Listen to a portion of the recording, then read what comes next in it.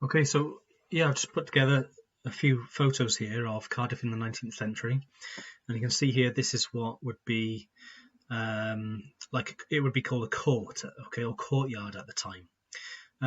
You mean, oops, gone back. Sorry. So look at the windows here, all broken. Look at the state of the streets in which people lived. I mean, this is probably better than you'd imagine, I suppose, in some ways. But at the same time, you can imagine when it rains, there's no drainage here whatsoever. There's no sewers underneath, and you can just tell from the basic poverty that people lived in at the time. This picture is of the River Taff, and if you've been to Cardiff anytime really in your lifetimes, the water there, okay, it's not crystal blue, is it? But there's water there, and it's of a certain quality. But back then, you can see the mud banks here.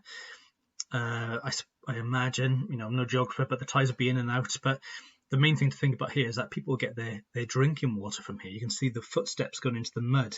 So, someone's gone out to the river. I imagine, it's just a shot here, the actual water, maybe to get drinking water or cooking water or washing water, whatever.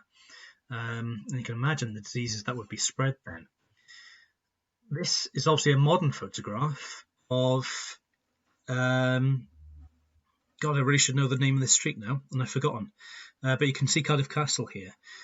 These buildings are, still existing from the Victorian times, from the industrial times, and they've been converted. But these would have been places where people lived at the time, okay, and very overcrowded conditions. And again, you can just about make out a very narrow street, quite tall buildings. It would have been quite dark. It would have been very damp all the time.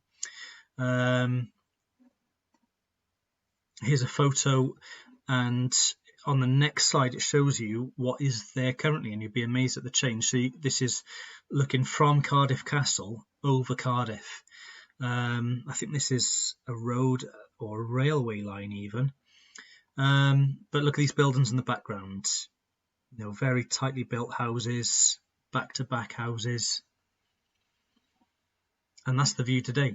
Okay, so if I go back, this area of land has all been changed totally, and that's where the stadium now is. Okay,